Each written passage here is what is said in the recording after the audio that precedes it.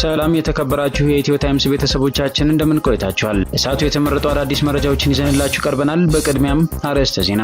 ጃዋር መሐመድ በማህበራዊ የትስስር ገጹ ከውስጥ የወጣ መረጃ ነው በማለት ባጋራው መረጃ ዛሬ ማለዳ ከፍተኛ የፌዴራልና የክልል ባለስልጣናት በጤና ባለሙያዎች በተነሳው ተቃውሞ ዙሪያ አስቸኳይ ስብሰባ አድርገው እንደነበርና ይህንን ተከትሎም ከዞን ኃላፊዎችና ከጤና ቢሮ ኃላፊዎች ጋር በዙም ውይይት ተደርጎ ተሳታፊዎቹም የጉዳዩን አሳሳቢነት በመጥቀስ ተቃውሞው ወደ ሌሎች የስራ ዘርፎችም ሊሸጋገር ይችላል በሚል ስጋታቸውን አጋርተዋል ሲል ገልጿል። ስለሚወስዷቸው እርምጃዎች ማብራሪያም አካቷል። የምናስደምጣቸው ይሆናል። የኢትዮጵያ አየር መንገድ ዛሬ በፓኪስታን አየር ክልል ላይ ለብቻው የበረራ አየር መንገድ ሆኗል ተባለ። ኦፕሬሽን ሲንዶር በሚል እየተካሄደ ባለው የህንድና ፓኪስታን ጦርነት ሁሉም አየር መንገዶች የፓኪስታንን አየር ክልል ትተው በአማራጭ መስመሮች እየበረሩ የነበረ ሲሆን ኢቲ 672 አውሮፕላን ግን ለብቻው በፓኪስታን በኩል አልፏል ተብሏል። ተጨማሪ ይዘን ቀርበናል። ከወደ ፋኖ በተገኘ መረጃ የተላኩ ወታደሮችንና ከጃራ ካምፕ ዲሽቃና 10 ሺህ ክላሽ ተተኳሽ 4500 የብሬን 6700 የዲሽቃ ተተኳሽ ከነዲሽቃውና ከሁለት የመከላከያ ሰራዊት ጋር መማረኩ ተገለጸ።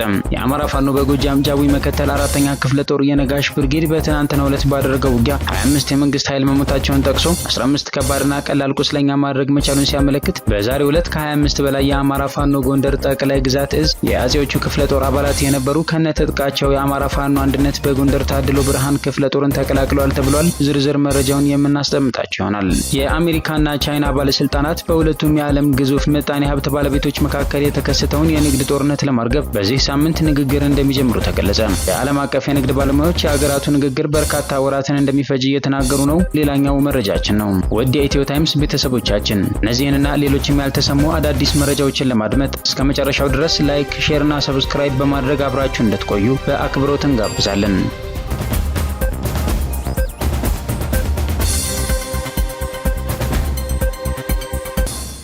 ከህግና ከፍትህ አካላት ጋር ውይይት ተደረገ።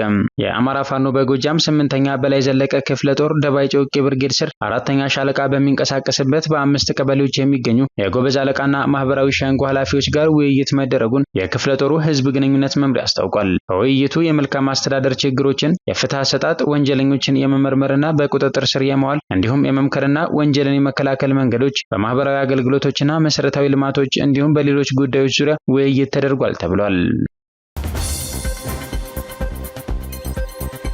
ኢትዮጵያ የባህር በር እንድታገኝ መረባረብ ያስፈልጋል ሲሉ ልጅ ዳንኤል ጆቴ ተናገሩ። ለአባይ ግድብ የታየው ህብረት የባህር በር ለማግኘት በሚደረገው ሀገራዊ ጥረት መደገም እንዳለበት የጥንታዊት ጀግኖች አርበኞች ማህበር ፕሬዚዳንት ልጅ ዳንኤል ጆቴ ተናገሩ። 84ኛው የጥንታዊት ጀግኖች አርበኞች የድል በዓልን ምክንያት በማድረግ ከአዲስ ዘመን ጋር ባደረጉ ቆይታ እንደገለጹት የጥንታዊት ጀግኖች አርበኞች በአንድ ዓላማ ለሀገር ሉዓላዊነት ዘምተው ተሳክቶላቸዋል። መላው ኢትዮጵያውያን በህብረት የአባይ ግድብን ገንብተዋል። አሁን ደግሞ ለአባይ ግድብ የታየውን ርብርብ በሰላማዊ መንገድ የባህር በር የሚገኝበት ሁኔታ ላይ መድገም ያስፈልጋል። የአባይን ግድብ አሁን ያለበት ደረጃ ላይ እንዲደርስ ጉሊት ቁጭ የሚሉ እናቶች ሳይቀሩ ከ1 ብር ጀምረው አዋጥተው መሰራት መቻሉን አስታውሰው የባህር በሩም የኢትዮጵያ ህልውና ጉዳይ በመሆኑ መረባረብ እንደሚገባ አሳስበዋል። ጃዋር መሐመድ በማህበራዊ የትስስር ገጹ ከውስጥ የወጣ መረጃ ነው በማለት ባጋራው መረጃ ዛሬ ማለዳ ከፍተኛ የፌዴራልና የክልል ባለስልጣናት በጤና ባለሙያዎች በተነሳው ተቃውሞ ዙሪያ አስቸኳይ ስብሰባ አድርገው እንደነበርና ይህንን ተከትሎም ከዞን ኃላፊዎችና ከጤና ቢሮ ኃላፊዎች ጋር በዙም ውይይት ተደርጎ ተሳታፊዎቹም የጉዳዩን አሳሳቢነት በመጥቀስ ተቃውሞው ወደ ሌሎች የስራ ዘርፎችም ሊሸጋገር ይችላል በሚል ስጋታቸውን አጋርቷል ሲል ገልጿል። በስብሰባው የሚከተሉትን እርምጃዎች በመውሰድ የተቃውሞ እንቅስቃሴውን ለማርገብና ለማስቆም ከስምምነት ላይ እንደደረሱም ጠቁሟል። መንግስት ከተመረጡ የጤና ባለሙያዎች ወኪሎች ጋር የሚመክርበትን ስብሰባ ማዘጋጀት፣ በሚዘጋጀው ስብሰባ ላይም የመንግስት ኃላፊዎች የጤና ባለሙያዎችን ጥያቄዎች እውቅና በመስጠት የደሞዝ ጥያቄን በተመለከተ ለመመለስ የሚያስችል ጥናት እየተደረገ እንደሆነ መግለጽ፣ ጥናቱ እንደተጠናቀቀም የጤና ባለሙያዎቹ ጥያቄ መልስ እንደሚያገኝ ቃል መግባትና እስከዚያ ድረስ የጤና ባለሙያዎች በትዕግስት እንዲጠብቁና ጥያቄያቸው በጽንፈኛ ኃይሎች እንዳይጠለፍ ጥንቃቄ እንዲያደርጉ ማሳሰብ፣ በጤናው ሴክተር ውስጥ ያሉ የመንግስት ደጋፊዎች ይህንኑ እንዲያስተጋቡ ማድረግ፣ የጤና ሚኒስቴር ዶክተር መቅደስ ዳባ፣ የትምህርት ሚኒስቴር ዶክተር ብርሃኑ ነጋን ጨምሮ ከፍተኛ ኃላፊዎች በስብሰባው ላይ ይገኛሉ ተብሎ ይጠበቃል ብሏል። ጠቅላይ ሚኒስትር ዶክተር አብይ አህመድም በስብሰባው ላይ ሊገኝ ይችላል በሚል ያልተረጋገጠ መረጃ አለ ሲል አቶ ጃዋር መሐመድ በማህበራዊ የትስስር ገጹ አጋርቷል። በተያያዘ ዜና የትግራይ የጤና ባለሙያዎች 17 ወራት ውዝፍ ደመወዝ እንዲከፈላቸው በሰልፍ ጠየቁ። የትግራይ ክልል የጤና ባለሙያዎች በክልሉ በተካሄደው ጦርነት ወቅት ሳያገኙ የቀሩት የ17 ወራት ውዝፍ ደመወዝ እንዲከፈላቸው በሰልፍ ጠይቀዋል። የጤና ባለሙያዎቹ ምቹ የስራ ሁኔታ እንዲፈጠርላቸውም ጥያቄ አቅርበዋል። ባለሙያዎቹ ጥያቄያቸውን ያሰሙት ዛሬ ረቡዕ ሚያዝያ 29 ቀን 2017 ዓ.ም በመቀሌ ከተማ በሚገኙ የተለያዩ የጤና ተቋማት ውስጥ ባካሄዱት ሰላማዊ ሰልፍ ነው።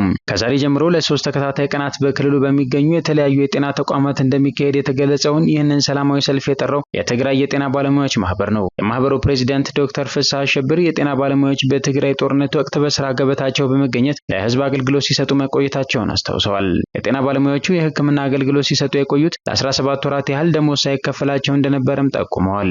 ባለሙያዎቹ የዛሬውን ሰላማዊ ሰልፍ ያካሄዱት ውዝፍ ደሞዛቸውና በጊዜው በትርፍ ሰዓት ያገለግሉበት ክፍያ እንዲከፈላቸው መሆኑን ዶክተር ፍስሐ ተናግረዋል። የጤና ባለሙያዎች በዚሁ ሰልፋቸው የህግ ከለላ እንዲሰጣቸው፣ ከደሞዛቸው የሚቆረጥ ግብር እንዲቀነስላቸው፣ ነጻ የህክምና አገልግሎት እንዲሰጣቸውና የመኖሪያ ቤት እንዲመቻችላቸው ጠይቀዋል። በሰልፉ ላይ የጤና ባለሙያዎች በችግርነት ከጠቀሷቸው ጉዳዮች ውስጥ የትራንስፖርት አቅርቦት አለመዘጋጀትና በጤና ተቋማት የህፃናት ማቆያ አለመኖር ይገኙበታል። የትግራይ ጤና ባለሙያዎች ማህበር ባለፈው ዓመት ከክልሉ ጤና ቢሮ ጋር በጋራ ባደረገው ጥናት መሰረት በትግራይ ክልል ያለው ሁኔታ ምቹ ባለመሆኑ ምክንያት 921 የጤና ባለሙያዎች ክልሉን ለቀው እንዲወጡ ተገደዋል። በተመሳሳይ ምክንያት ብዛት ያላቸው የጤና ኤክስቴንሽን ባለሙያዎችም የሥራ ዘርፍ እንደቀየሩ ማህበሩ አስታውቋል። በዛሬው በመቀሌ ከተማ ሰላማዊ ሰልፍ የተሳተፉ የጤና ባለሙያዎች ጥያቄያቸው ሰላማዊ መሆኑን ለማየት በግራ እጃቸው ጥቁር ጨርቅ አስረው ታይተዋል። ከመቀለ በተጨማሪ በውቅሮ፣ አድዋ፣ መኾኒና ሌሎች ከተሞችም ተመሳሳይ ሰልፍ መካሄዱንም ለማወቅ ተችሏል። ከወደ ፋኖ በተገኘው መረጃ መሰረት የአማራ ፋኖ በወሎ ምስራቅ አማራ ኮር 1 የባለሽርጡ ክፍለ ጦር ፋኖ መሐመድ ሞገስ እንዳስረዳው እየቀጠለ ባለው ውጊያ ከመንግስት ለአፋህድ ብልጽግና የፋኖ መዋቅርን እንዲወጋ ከጃራ ወታደራዊ ካምፕ ጥቂት ርቀት ድሽቃ ሲቀባበሉ ከማህበረሰቡ በደረሰው መረጃ መሰረት ባለሽርጡ ክፍለ ጦር ድሽቃውን ከሁለት የሰራዊቱ አባላት ጋር መማረኩን ገልጿል። አክሎም በዛሬው ዕለት ሚያዝያ 29 2017 ዓ.ም የአማራ ፋኖ በወሎ ቤተ አምሐራ ምስራቅ አማራ ኮር 1 የባለሽርጡ ክፍለ ጦር መንግስት ሰራዊት ካምፕ አንድ ድሽቃ ከበቂ ተተኳሽ ጋር መማረኩንም ገልጿል። እንደ ፋኖ መሐመድ ገለጻ የወሎን ህዝብ ስነ ልቦና የማይመጥን በሚንቀሳቀስባቸው ቦታዎች ከስርዓቱ በሚሰጠው ተልዕኮ ህዝቡን ከፋኖ መለየት የዘወትር ልማዱ ቢሆንም ከቅርብ ጊዜ በኋላ ይህን የማህበረሰብ ስቃይና በደል የተረዳው የአማራ ፋኖ በወሎ ቤተ አምሐራ ከዚህ ድርጊታቸው እንዲቆጠቡ ቢያሳስብም የማህበረሰቡ ሰቆቃ እየበዛ ሲመጣ ተመጣጣኝ እርምጃ እየወሰደ ከቀጠናው እንዲወጡ ካደረጋቸው በኋላ ከስርዓቱ ጎን ለጎን በመቆም የስርዓቱን እድሜ ለማራዘምና የአማራን ህዝብ ስቃይ ለማብዛት ከስርዓቱ ጋር አብረው እየሰሩ እንደሆነ የአደባባይ ሀቅ ነው ብሏል። ቀጥሎም በዛሬው ዕለት ከረፋዱ 4:45 ገደማ ከጃራ ካምፕ ድሽቃና 10,000 የክላሽ ተተኳሽ፣ 4,500 የብሬን፣ 6,700 የድሽቃ ተተኳሽ ከነ ድሽቃውና ከሁለት የመከላከያ ሰራዊት ጋር በባለሽርጡ ክፍለ ጦር የቃኝ አህዶች በተያዘ ደፈጣ መማረክ ሲቻል ቀሪዎቹ ሸሽተዋል ብሏል። በተጨማሪም ባለሽርጡ ክፍለ ጦር በሚንቀሳቀስበት ቀጠና ከመከላከያ ሰራዊት ጋር ድሽቃና ተተኳሽ ሲቀባበሉ ተደርሶባቸው ተተኳሹን መረከባቸውን የደረሰኝ መረጃ ያሳያል ሲል የአማራ ፋኖ በወሎ ቤተ አምሐራ ምስራቅ አማራ ኮር 1 የባለሽርጡ ክፍለ ጦር ፋኖ መሐመድ ሞገስ ተናግሯል። በተያያዘ ዜና የአማራ ፋኖ በጎጃም ጃዊ መከተል 4ኛ ክፍለ ጦር ህዝብ ግንኙነት ኃላፊ እንደገለጸው የአማራ ፋኖ በጎጃም ጃዊ መከተል 4ኛ ክፍለ ጦር የነጋሽ ብርጌድ ለተከታታይ 3 ቀናት ባደረገው አውደ ውጊያ በመንግስት ኃይል ላይ ከፍተኛ ኪሳራ ማድረስ ችሏል ብሏል። በትናንትናው ዕለት በነበረው ውጊያ 25 የመንግስት ኃይሎች መሞታቸውን ጠቅሶ 15 ከባድና ቀላል ቁስለኛ ማድረግ መቻሉንና በርካቶች ገደል መግባታቸውን አመላክቷል። ይህ በእንዲህ እንዳለ በዛሬው ዕለት ማለትም ሚያዝያ 29 2017 ዓ.ም የ4ኛ ክፍለ ጦር የነጋሽ ብርጌድ የክፍለ ጦሩ ተወርዋሪ ሰንጠቅ የምድር ድሮን ሻለቃ 10 አለቃ አበየ የነጋሽ ብርጌድ በላይ ዘለቀ ብርጌድ በጥምረት ኩምበር ከተባለ ቦታ ላይ ከ30 በላይ የመንግስት ኃይሎችን መግደላቸውንና በርካቶችን ከባድና ቀላል ቁስለኛ ማድረግ መቻላቸውን ገልጿል። አክሎም በዛሬው ዕለት በጃዊ ፈንድቃ ከተማ በመንግስት ወገን ያለ ካድሬ ስብሰባ ባደረገበት በዛሬውን 13 ከባድ መሳሪያ የታለመ ጥቃት በማድረግ የታሰበው ሳይሳካ እንዲበተን ማድረግ ተችሏል ሲል ገልጿል። ዘገባውን ያጋራው የአማራ ፋኖ በጎጃም ጃዊ መከተል 4ኛ ክፍለ ጦር የህዝብ ግንኙነት ኃላፊ ያዕቆብ ጌታሁን ነው። በሌላ ዘገባ የመንግስት ሰራዊት ኃይል ዛሬ ፋኖች ከተማ ሰርገው ገብተው እርምጃ ይወስዳሉ በማለት የባጃጅ የትራንስፖርትና የህዝብ እንቅስቃሴ አግዶ እንደነበር የተገለጸ ሲሆን ፋኖች ከአርባያ ማክሰኝት መንገድ ላይ ጥቃት ፈጽመው እንዲሸሽ እንዳደረጉት ከፋኖ የተገኘው መረጃ ይገልጻል። በውጊያው የተለያዩ የጎንደር በጋሻው ክፍለ ጦር አባላት ተሳትፈዋል የተባለ ሲሆን ጥቃቱ የማዕከላዊ ጎንደር ዞን ምክትል ጸጥታ ኃላፊ ኤርሚያስ ቢራራን ወይም ጅቦን ያነጣጠረ ሲሆን በጥቃቱ የነበረበት ተሽከርካሪ ተመቶ ከጥቅም ውጪ ሲሆን እሱ ለትንሽ አምልጧል ተብሏል። በርካታ ቁጥር ያላቸው የመከላከያና የአድማ ብተና አባላት እንደ ቅጠል ምድር ላይ ረግፈው ቀርተዋል ሲል የጎንደር የበጋሻው ክፍለ ጦር ህዝብ ግንኙነት መምሪያ ኃላፊ ፋኖ ታድሎ ደሴ ካስትሮ ገልጿል። በሌላ የተያያዘ ዘገባ የአማራ ፋኖ ህዝባዊ ድርጅት ጎንደር ጠቅላይ ግዛት አባላት ዛሬም ወደ አማራ ፋኖ አንድነት በጎንደር ጉዟቸውን ቀጥለዋል ተባለ። በዛሬው ዕለት ከ25 በላይ የአማራ ፋኖ ጎንደር ጠቅላይ ግዛት እዝ የአጼዎቹ ክፍለ ጦር አባላት የነበሩ ከነትጥቃቸው የአማራ ፋኖ አንድነት በጎንደር ታድሎ ብርሃን ክፍለ ጦርን ተቀላቅለዋል የተባለ ሲሆን አባላቱ በታድሎ ብርሃን ክፍለ ጦር ስም በአንድነት መስዋዕትነት ለመክፈል ለድል ለመብቃት የአባቶቻችንን ታሪክ ለመድገም እንዲሁም የአማራን ህዝብ ትንሳኤ ለማብሰር ሲባል ከነበርንበት ክፍለ ጦር ወጥተን ወደ አንድነቱ ተቀላቅለናል። ሌሎች ቀሪ የጠቅላይ ግዛቱ አባላት የእርስ በርስ ግጭትና መጠፋፋትን ትተው በፍጥነት ወደ አንድነቱ እንዲመጡ ጓዳዊ ጥሪያቸውን አስተላልፈዋል ሲል ፋኖ ታድሎ ደሴ ገልጿል። የምስራቅ እዝ ክፍለ ጦር ያሰለጠናቸውን አመራሮች ማስመረቁን የኢፌዴሪ መከላከያ ሰራዊት ገለጸ። የምስራቅ እዝ አንድ ክፍለ ጦር ለ2 ወራት ያሰለጠናቸውን የጓድ የመቶ የሻምበልና የሬጅመንት አመራሮች እንዲሁም ከሶማሌ ክልል ለተውጣጡ የፖሊስ አመራሮች የአቅም ግንባታ ስልጠና በመስጠት አስመርቋል። በዕለቱ ለላቀ ውጤታማነት ከፍ ያለ ዝግጁነት እንዲሁም በየደረጃው የሚገኙ አመራሮችን ማጠናከር ይገባል ሲሉ በምረቃ ስነ ስርዓቱ የተገኙት የምስራቅ እዝ ክፍለ ጦር አዛዥ ኮሎኔል ማርሸት ፈለገ ተናግረዋል።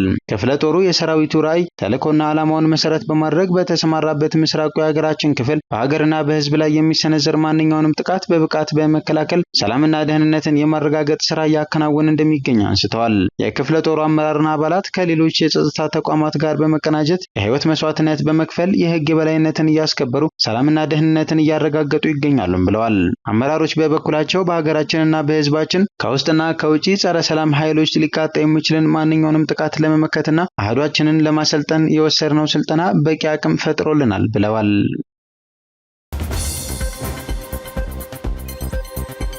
የኢትዮጵያ አየር መንገድ ዛሬ በፓኪስታን አየር ክልል ላይ ለብቻው የበረራ አየር መንገድ ሆኗል። ኦፕሬሽን ሲንዶር በሚል እየተካሄደ ባለው የህንድና የፓኪስታን ጦርነት ሁሉም አየር መንገዶች የፓኪስታንን አየር ክልል ትተው በአማራጭ መስመሮች እየበረሩ ይገኛሉ።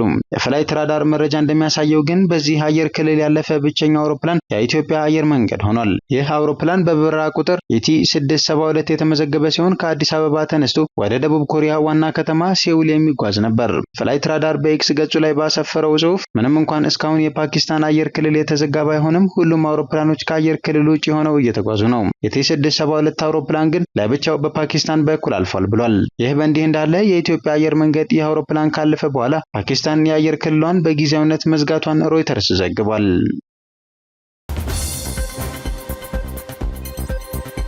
አሜሪካና ቻይና የገቡበትን ውጥረት ለማርገብ ሊነጋገሩ ነው ተባለ። የአሜሪካና ቻይና ባለስልጣናት በሁለቱ የዓለም ግዙፍ ምጣኔ ሀብት ባለቤቶች መካከል የተከሰተውን የንግድ ጦርነት ለማርገብ በዚህ ሳምንት ንግግር እንደሚጀምሩ ተገለጸ።